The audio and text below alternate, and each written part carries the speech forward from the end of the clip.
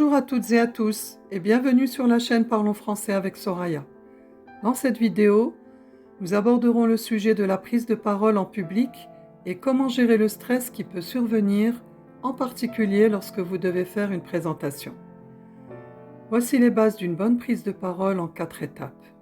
Structuration du discours, synthétisation, gérer son stress et enfin, garder l'attention du public. Pour préparer une prise de parole fluide et efficace, il est important de travailler en amont.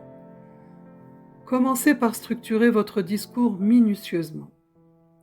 Benjamin Franklin, l'un des pères fondateurs des États-Unis d'Amérique, a dit, et je cite, « Si vous n'élaborez pas de plan, vous élaborez le plan d'échouer. » Il est donc primordial de constituer un plan clair avec une problématique bien définie à laquelle votre présentation va apporter des éléments de réponse. Structurez avec une introduction, un déroulement et enfin une conclusion. Je vous conseille d'utiliser vos mots familiers qui expriment votre personnalité et votre authenticité. Plus votre discours sera structuré, plus vous serez détendu car vous saurez exactement comment anticiper son déroulement.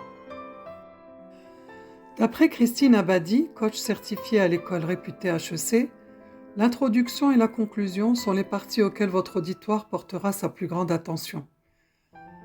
Pour cette raison, je vous conseille fortement de rédiger votre introduction en dernier pour qu'elle soit parfaitement en concordance avec votre déroulement. Vous gagnerez en pertinence et cela sera apprécié par votre public. En ce qui concerne votre conclusion, elle ne doit pas être négligée, comme pour la fin d'un repas, un dessert qui laisse à désirer remet en question tout le menu qui a été servi. Soignez donc votre conclusion et faites en sorte qu'elle récapitule les éléments de réponse de la problématique traitée. Il faut maintenant synthétiser votre discours en notant les idées phares sur une fiche.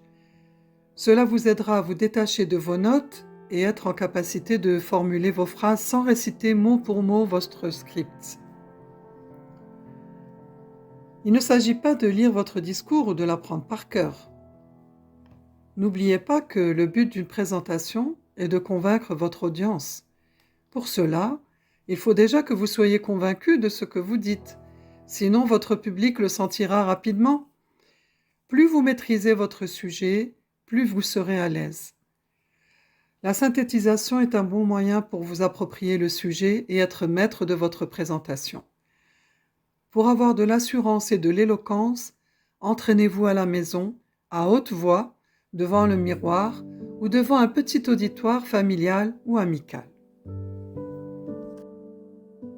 Il est tout à fait normal de ressentir du stress avant votre présentation. Le stress n'est pas toujours une émotion négative. Il peut être utile pour vous booster, à être plus performant et vous aider à acquérir de nouvelles compétences. Il est toutefois important de contrôler son stress pour qu'il ne devienne pas nocif et paralysant. Pour cela, il faut changer son mécanisme de gestion du stress. Je vous donne un exemple. Vous êtes en voiture, derrière un grand camion, et vous essayez de le doubler. Si vous vous focalisez sur le camion, vous risquez de le toucher. Cependant, si vous regardez le chemin dégagé devant vous, vous passerez sans aucun problème. La présentation est comme ce camion. Si vous le percevez comme un moment menaçant et focalisé sur la possibilité d'échouer, vous allez être submergé par un stress négatif et insurmontable. À l'inverse, si vous voyez cette présentation comme un défi personnel, une occasion pour vous de développer de nouvelles compétences et de révéler vos capacités, vous allez être motivé et prêt à conquérir votre audience. Tout est dans la tête, restez positif et confiant. Les jours qui précèdent votre prise de parole, visualisez-vous en train de donner votre présentation avec succès. Cela enverra des signaux positifs à votre cerveau et vous préparera à la réussite. Petite astuce, avant de commencer votre intervention, concentrez-vous sur votre respiration. Inspirez pendant 4 secondes et expirez pendant 8 secondes. Cet exercice de respiration vous apaisera instantanément. Pour capter l'attention de votre public, il est nécessaire de démarrer votre prise de parole par une anecdote, une citation ou avec une statistique.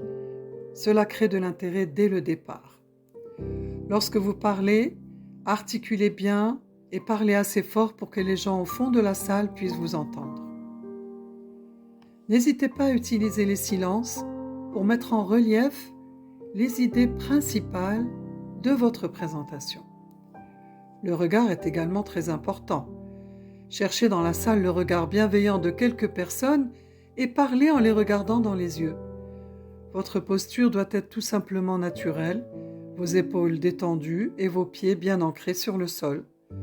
L'important est de dégager une bonne énergie et d'être vous-même dans la bienveillance et la tolérance, sans négativité ni pessimisme et sans vouloir imposer vos points de vue. Pour conclure, ne vous contentez pas d'un merci pour votre attention. Montrez votre maîtrise du sujet en relevant les points forts de votre discours.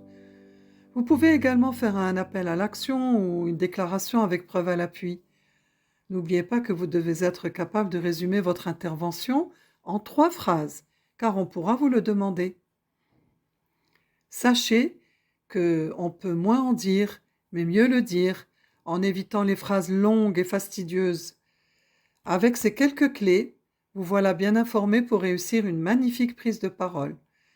Et voilà, j'espère que ce contenu vous aura été utile.